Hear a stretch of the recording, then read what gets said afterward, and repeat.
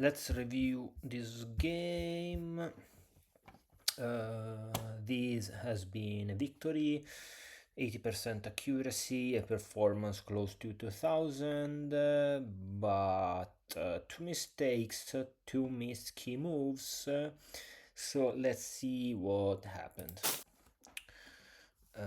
D4, F6, the Indian game, C4, E6, knight in C3, D5, bishop in G5, H6, and we are out of theory because here the best move is to develop the bishop in E7. I retreat my bishop in H4.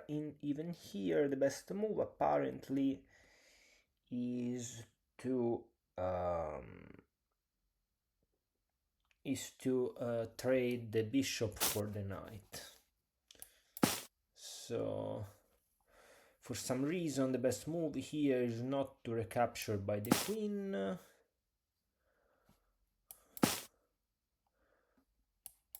because this loses a pawn.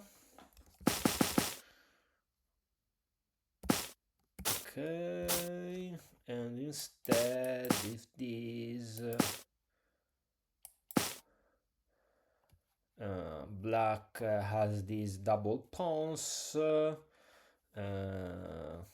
couple of pawn islands, not a great position. Black is already worse after only 5 moves. So here the best move is to take. I have to remember this. However, I retreat my bishop in h4.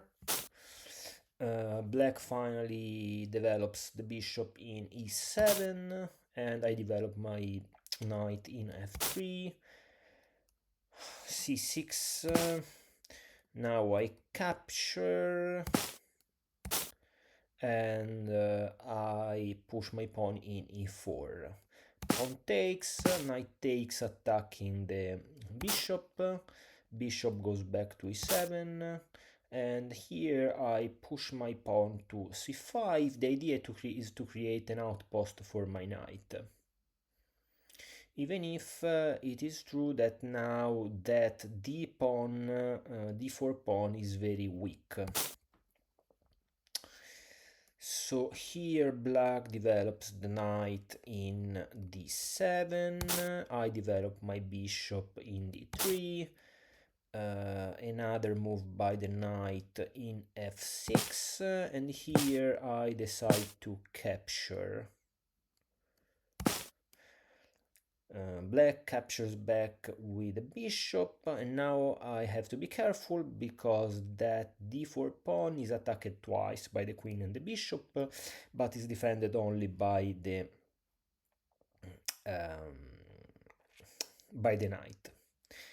And black hasn't castled yet, so there are no cool tactics with the bishop and the queen. So here I decided to move back my bishop. The best move was to put the bishop in e4, but I think this is still playable. Also because my idea is that after black castles, I can create a battery pointing towards h7. Black develops the bishop in d7, I castle, queen in c7, and I push my a4 pawn. Black castles, I push my pawn in e4 because I thought that black was about to castle queenside, and instead black castles kingside. So now I'm threatening checkmate on h7. Black has to make this move with the pawn. I push my h pawn. Black moves its bishop in g7, and here and here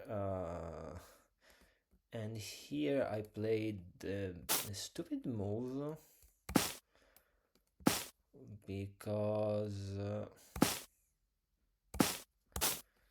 yes, I trade my knight for the bishop. Now I play this pawn move, queen takes, I take back with check, but now I have nothing, so I have to go back with my queen. Rook in f6. I activate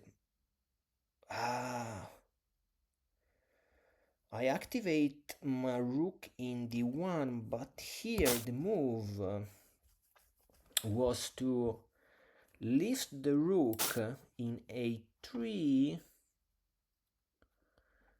and threaten rook in g3. So now black has to do this, because after this there is this one.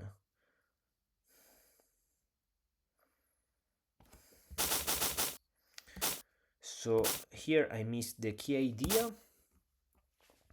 This is a big blunder by black, and it's a mistake so big that I didn't realize this is going to lose a rook like this. Here I am up a rook and the game is over. Instead, not only I didn't see that this was a bad mistake, but I also I was also aware that the queen in this position was protecting the g2 pawn, which is attacked by the rook and the queen. And for some reason, I don't know why, but I had a loss of concentration, a loss of focus, and I moved my queen here. So from as you can see, the evaluation bar, from a position of plus 5.5, I'm in a position of minus 3.6. It is clearly that it's difficult to increase the Elo rating if you do this kind of mistakes. So here black obviously captures with check in g2. I move my king, and luckily here black didn't realize that his queen is in front of the king. So now I can play this move, rook in g1, and black tries to use the bishop to protect the rook, but I can capture with check his rook in d8. The king has to move. I can go. I need to be careful because I can play rook in d7 because the bishop is covering that square. So I give a check with the queen in f3. The king has to move. And here I decided to capture with the rook, which is the best move. Black captures back with check with the bishop. I capture with the queen. We arrive at the queen trade, and king takes my rook. Now I am down one pawn, but I have the bishop. And here I'm happy because I played a good endgame. Here the idea is to activate my my king, and move my queenside pawns, and try to promote one of them.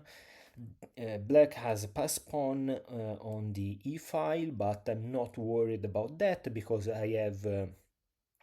I mean, it's not a pass pawn because I have the f pawn that can take it, and also I have the bishop that is able to cover the e2 and e4 squares. So here black plays pawn in b6, I capture, black captures back, I can push my pawn in b4, the king tries to get closer to those pawns. I put my bishop in e4. Here I'm attacking the pawn in c6 that has to move. Black pushes the pawn to c5. I capture. He captures back, but now my a pawn can't be stopped, and this is game over. Black resigned. So here a couple of things to learn from. First one is always evaluate the position and always look for mistakes by the opponent, because I mean, this is an easy win. Here the black loses a rook and it's game over. The queen has to be traded because it is in front of the king. And then in the opening, in this position, after I take here, if the opponent doesn't know the theory, the opponent will take for sure with the queen, and here I'm up a pawn and I threatening the queen. So, and here the best move is to go back with the knight. Then probably, yes, this one. And I'm after 9 moves, I'm already better than the opponent. Okay, so that's all for this review. See you in the next one.